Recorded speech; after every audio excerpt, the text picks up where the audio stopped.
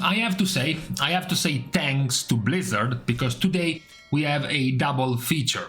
We do have some more balance tuning changes coming. However, Blizzard knew that these were not enough balance tuning changes to make up an entire video about them. So instead, they also went for the double feature of adding dungeon tuning changes, some nerfs and some very, very questionable buffs to a few of the mob's abilities for Mythic class dungeons. Now, given what I assume is most people's interest, coming first is going to be the spec changes, of course, the balance tuning changes to the specs in 10.2, and we start with nerfs.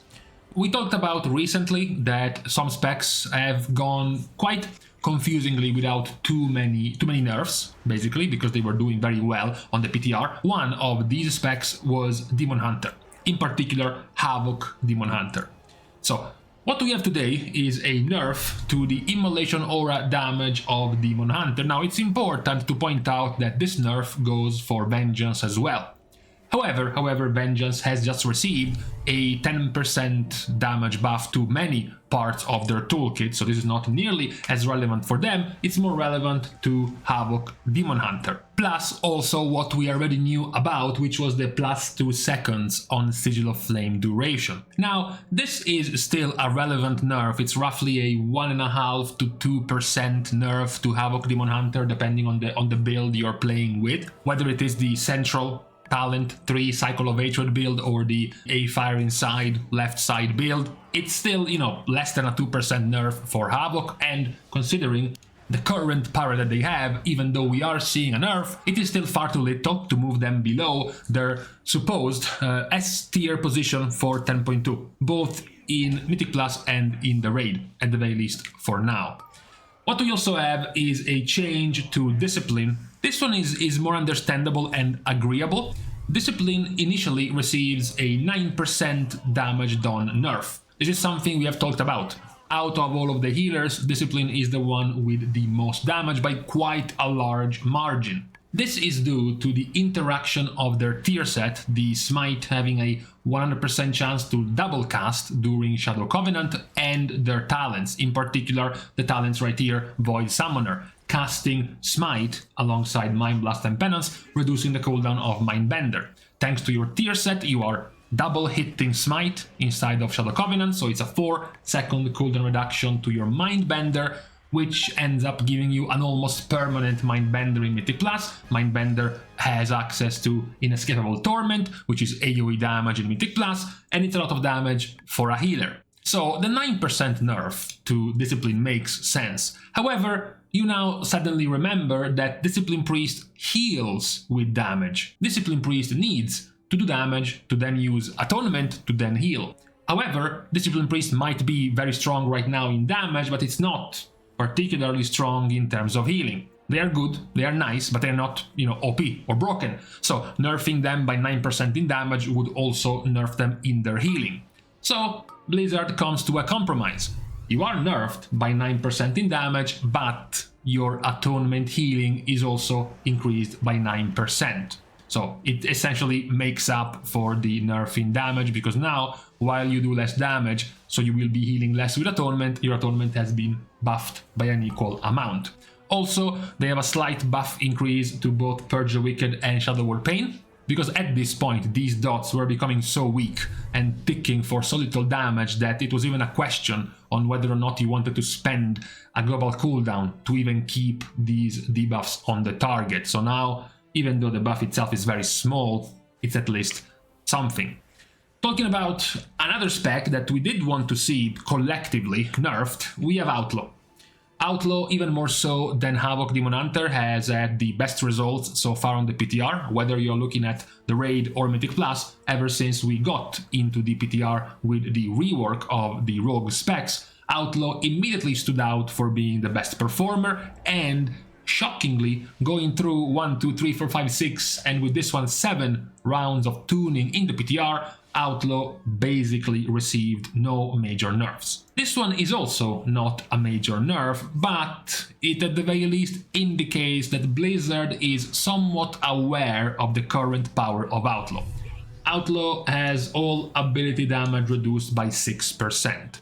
This will still keep them as one of the highest damage dealing spec, but it's something. In particular, for their power in single target, it's a little bit more hurtful. They are still an S tier spec, they are still very powerful, however, not nearly as broken as they were just before this round of tuning.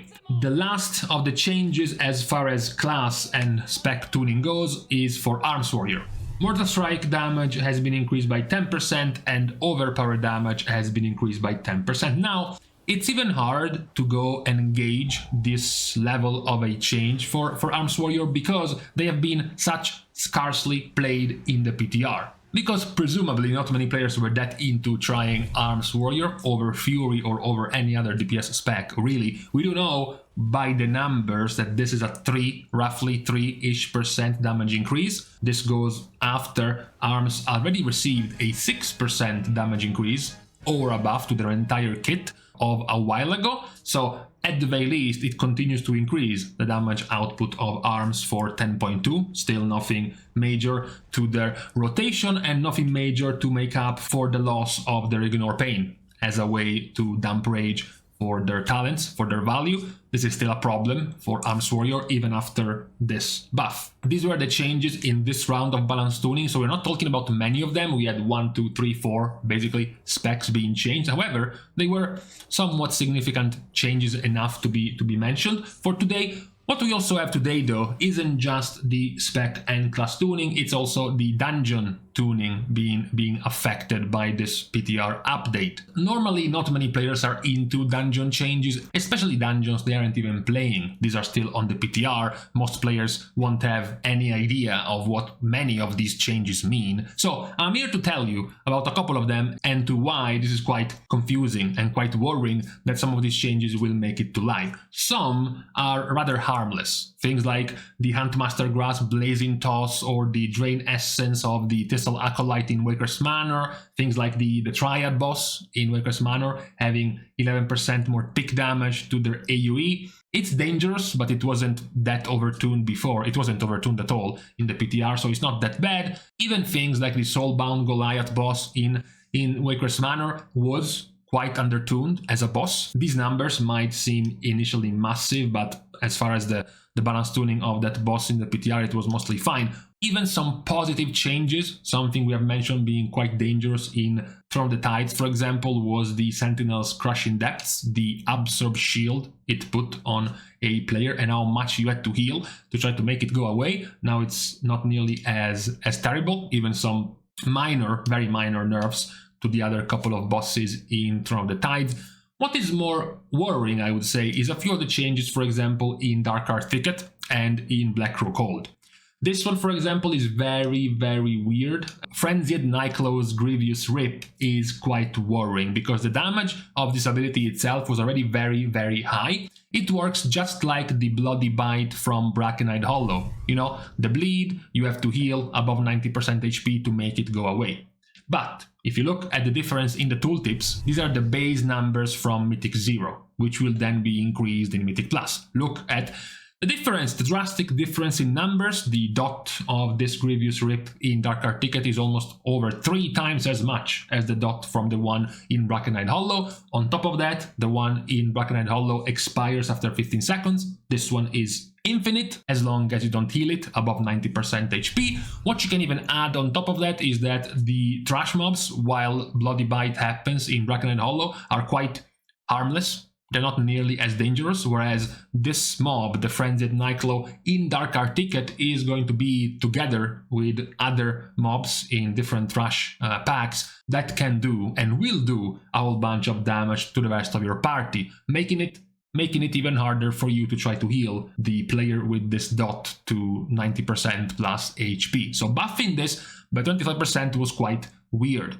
What is also weird is the double whammy that happens in Blackroot Hold. The knife dance of the Risen Scouts now only having a 1 second cast time is unsurvivable if you are in the wrong position at the wrong time, and you cannot know where the right position is until after you have seen the Risen Scout cast Knife Dance. But now you only have 1 second to react, and this ability does very high damage. So having 1 second only to react to this very deadly ability is way over the top.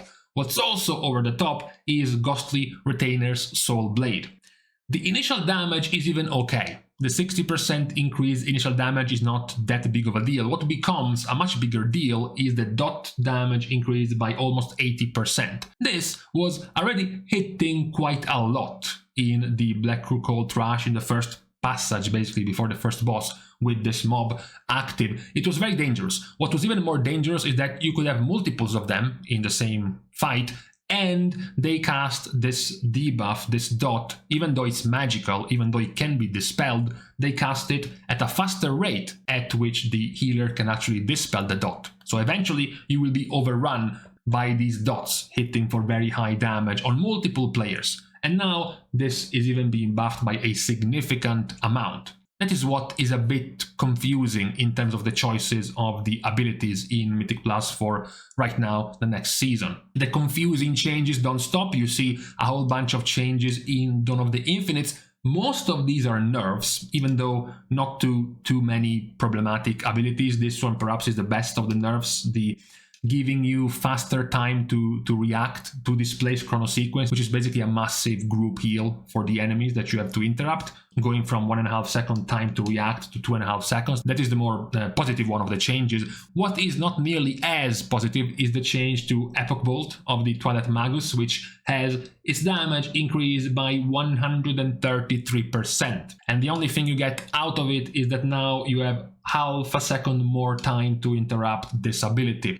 2 seconds was already quite a high enough time for you to interrupt the ability, but the damage increase is massive. This ability was already doing over half of your damage before receiving this 133% damage increase. So we do have with these changes some minorly positive ones, like the Volcal Toxic Pool damage reduced, the Blotting Barrage damage reduced by 4%, the damage reduction of the Serrated Axes in the Time Lost battlefield by 10%. Those are still small but positive, but then you are hit. You are hit with massive damage increase changes left and right to many of the more dangerous abilities right now in Mythic Plus. So that's the confusing part as it stands for the changes to the tuning of the Mythic Plus dungeons. Because we don't want to get in another season where we have to basically stay away from a dungeon for like 2 weeks or 3 weeks until Blizzard decides to just cut certain too dangerous abilities down by 50, 60 or 70% before the dungeon becomes playable, like we have seen before, to multiple dungeons. So that was the point, and to close on this point, I have to remember and remind everyone who might come here to comment that it's normal.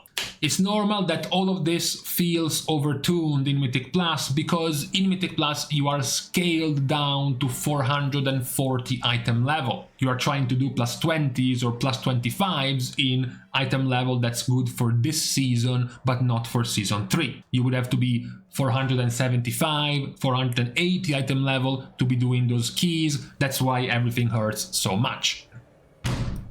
No.